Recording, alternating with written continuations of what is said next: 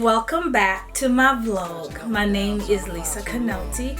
I am a singer and songwriter originally from Nairobi, Kenya.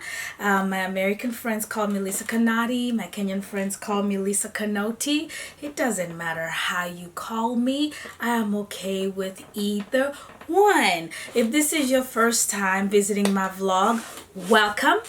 I encourage you to go back. This is probably the 5th or 6th installation on my vlog. I don't know, I'm losing count, which is a good thing because that means I am actually putting up a lot of stuff.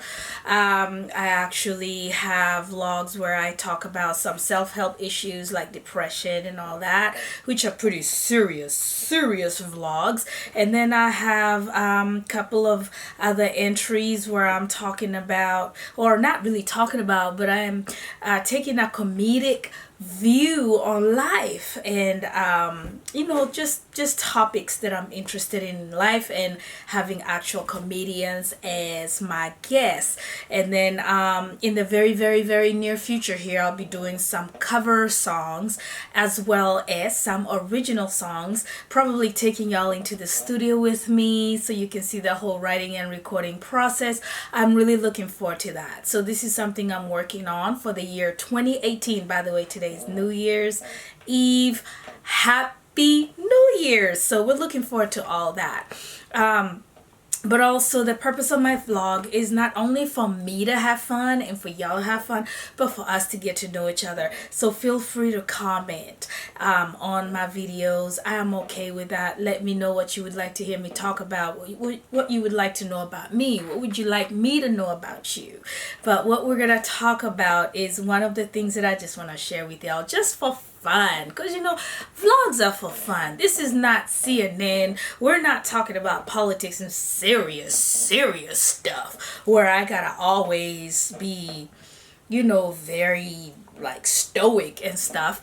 This is for fun. I am a fun person. I love fun, and so that's one of the things that I want to share with y'all and get y'all to know about me, is the fun aspect of things. And y'all can also share your stories with me, and if you want to be like a guest on my vlog, let me know and we'll talk about it. I'm not gonna promise anything. I don't want to be held up to this, but yeah, let's have fun on this vlog. So what do we want to talk about today? I wanted to share y'all a story. Share a story with y'all today. I can't talk today. Share a story with y'all today about the day that I met Muhammad Ali. I always wanted to share this story with someone. I've shared it with a couple of people, and like one of the people were like, "Oh, cool," and the other person was like, "Yeah." So I don't know how you're gonna react to this, but it's just I want to share with y'all. So a few years ago, probably, I don't know, 5 years ago, it's been a while, I decided to go visit some family friends in Arizona. So my dad is a tour guide. I always tell people this. My dad is a tour guide in Kenya, which is one of the coolest job I've ever seen. And I'm not just saying it because it's my dad. It's so cool that actually my brothers decided to do the same thing, because what's not cool about a job where you get to travel with the tourists that you're showing around, and you get paid to travel, you get paid to stay in the best hotels in Kenya and Tanzania and Uganda, neighboring countries. You get to see the animals that you love to see all the time while showing them to people, and you get to be this smart, wise person that knows geography and languages. Actually, my dad speaks like over 20 languages. I'm not exaggerating, y'all. I am not. The only language that I know how to speak that my dad doesn't know how to speak is Spanish. And that's because, people in Kenya, like, they have really no reason to learn Spanish, because most of the neighboring countries are either Swahili or French, and then you go to Europe, and I think Spain is the only country in Europe. So for that speak Spanish, I don't know, but for me, being in America, Spanish has come in handy because there are a lot of Mexicans here and a lot of people from other Latino countries. And so when my dad came to visit me, it was really funny because he's always been the linguist, and I've always strived to be like him. And when I started speaking Spanish to people, he was looking like, "What are you speaking?" And I was like, "Oh, Dad, I know something, the language that you do not know." Y'all have no idea how much that meant to me, because my dad, like, he's amazing. He's a linguist, he's great in geography. He used to make us draw the map of the world and the map of Kenya and the map of different areas, like, from our minds. He'd let us study the map, and then he'd say, close the book, here's a blank sheet of paper, draw the map. But that really taught me a lot about the world, and that's one of the reasons why I'm a world traveler, why I love traveling, why I love living in a country other than the one I was born in, why I strive on my bucket list to visit all the countries in the world that are actually friendly enough to visit. But yeah, so shout out to my dad, Moses Kinoti, for everything that he taught me. So anyways, with him being a tour guide, let's get back to the story. I think I went off course here.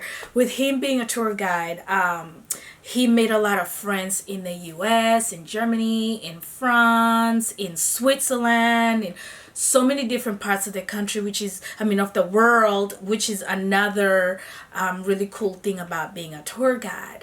So me being his daughter, I rip, and I've been ripping, and I'm still ripping the benefits of being the daughter of a tour guide. And one of those benefits is then he hooks me up with these friends of his, so we call them family friends, that are all over the world, that I get to visit.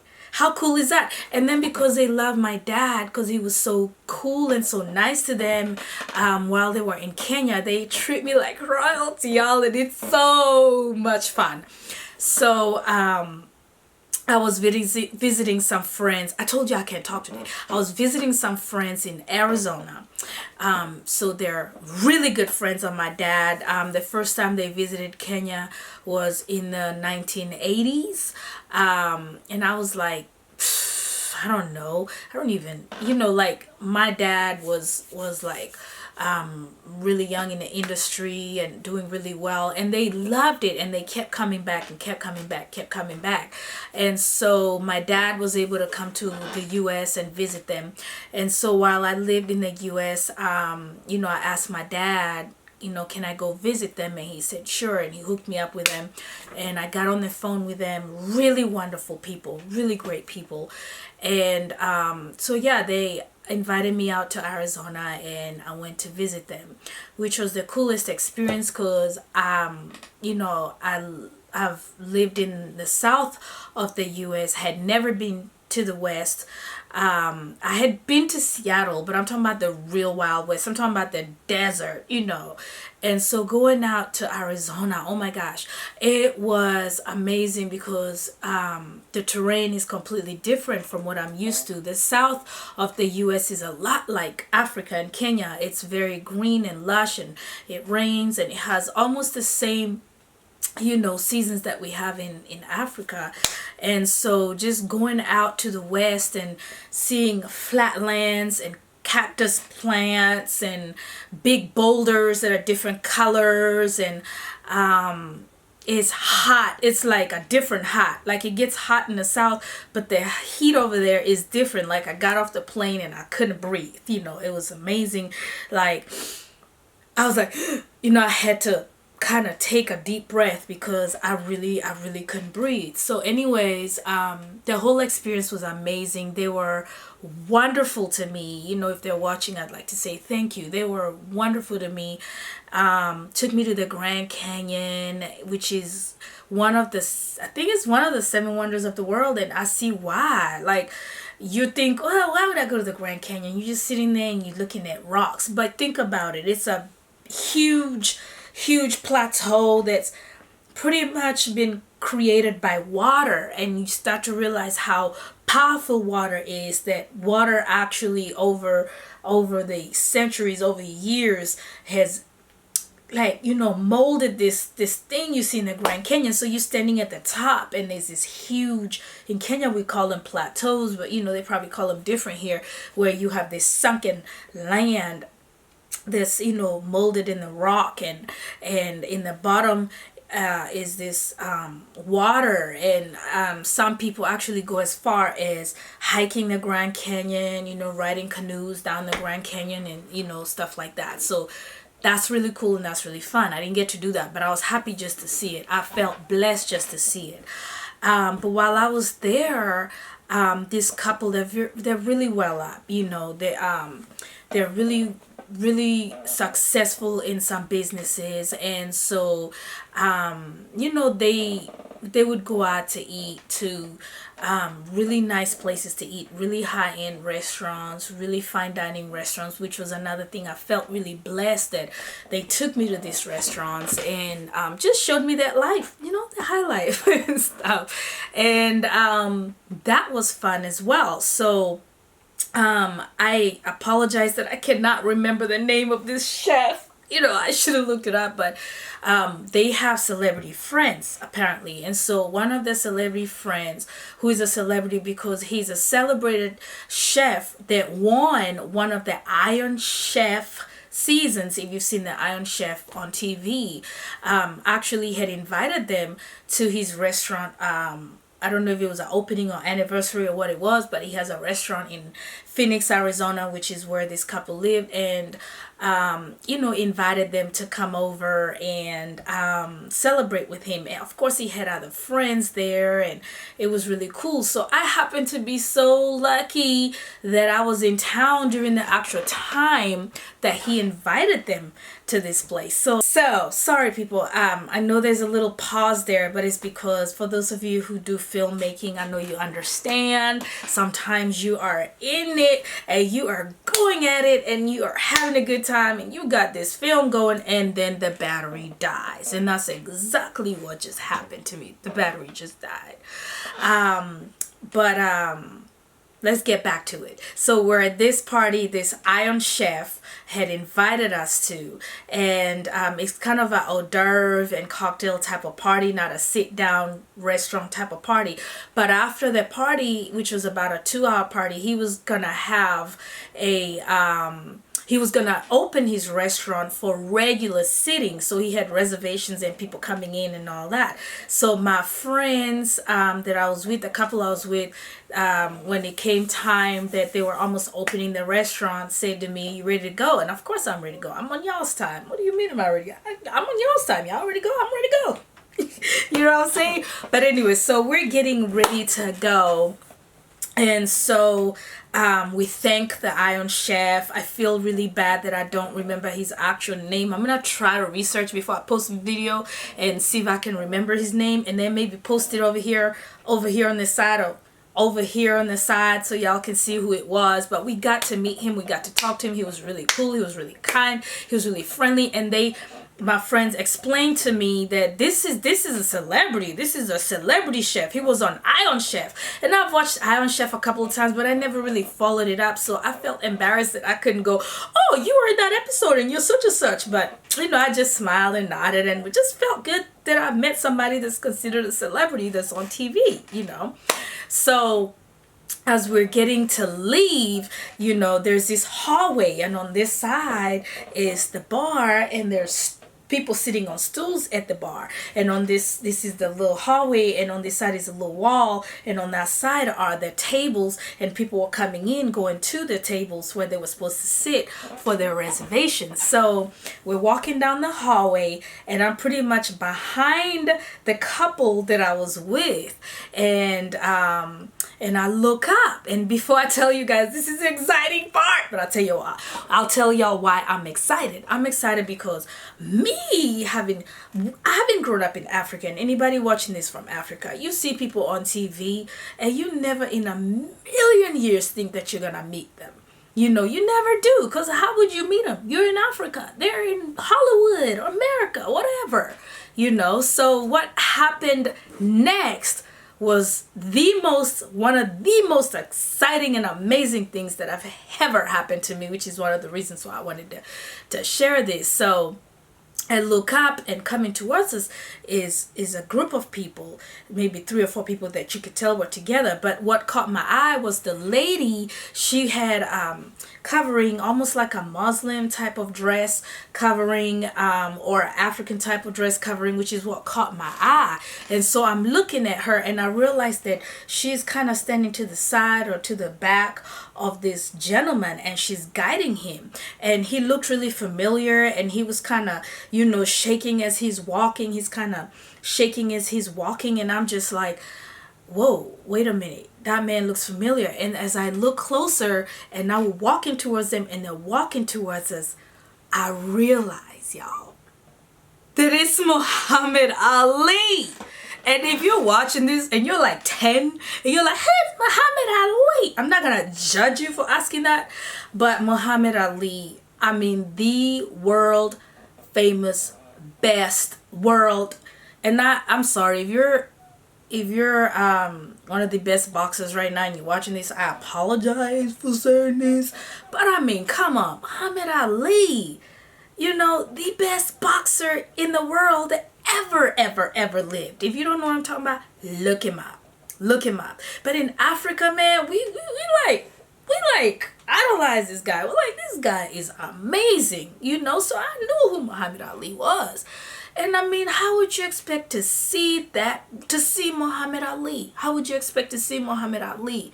Like, especially if you're from Africa, in Arizona, and so I look up and I see that it's Muhammad Ali. And I know I have some friends who are like, I'm not starstruck. I don't get starstruck. They people just like me. And I would love to say that, but I got starstruck, y'all. I freaked out. Completely freaked out. And I went, oh, it's Muhammad Ali! And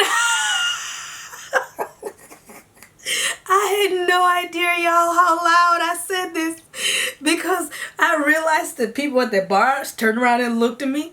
Muhammad Ali himself looked at me and started smiling.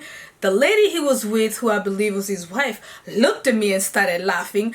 I was talking about the couple that was in front of me, that was my friends, turned around and looked at me and said, yes, that is Muhammad Ali. And evidently they had met him before, so it wasn't a big deal to them. So everybody has been to that restaurant several times. I guess they're rich people and celebrities and all that. They've seen Muhammad Ali. So here comes this little African girl screaming at the top of her lungs in the middle of the restaurant, it's Muhammad Ali!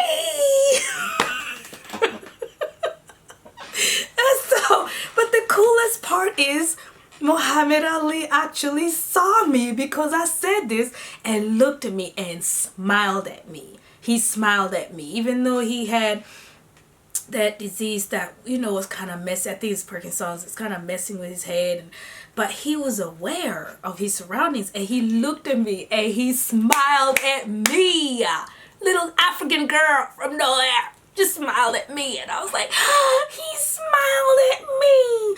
But I was so freaked out that I was afraid to run up and hug him. He was right here. I'm not kidding y'all. He was like right here from me. But I'm thinking, well, I shouldn't run up and hug him or anything. He probably has bodyguards with him. There are rules about running up and being a paparazzi to famous people. So I was freaked out. I didn't know what to do. I froze, and he smiled at me, and they walked right by me. After they walked by me, everybody at the bar is laughing. People are laughing.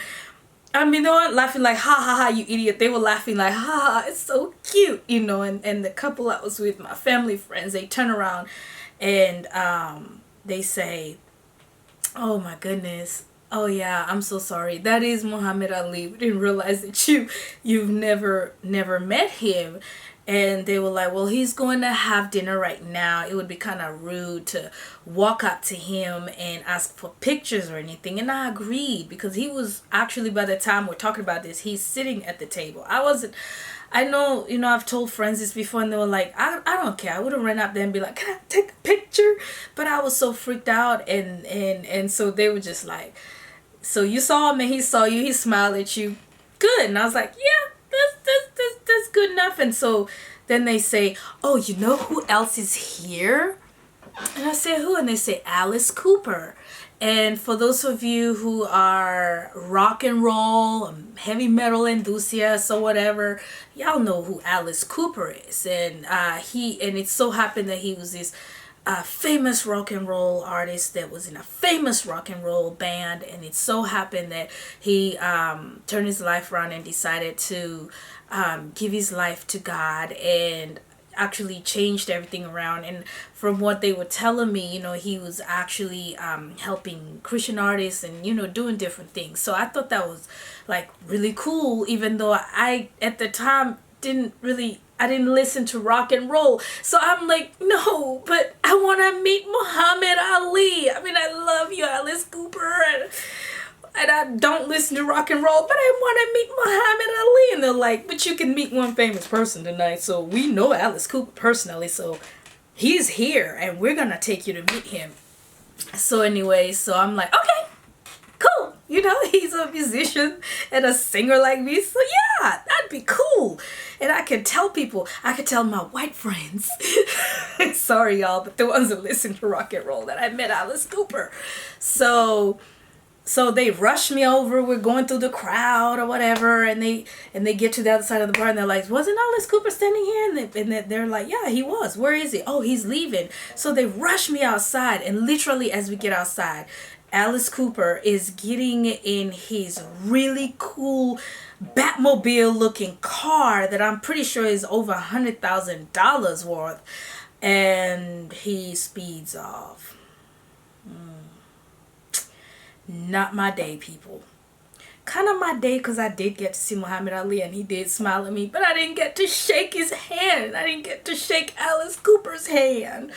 And some of you are watching going, yeah, I'm not starstruck. But wait till you meet somebody you really admire that you never in a million years thought that you'd ever meet. And then you can come back and tell me this. But that, people, is a story of the day that I met Muhammad Ali. I don't know if I could say met because I didn't go, hi, my name is Lisa.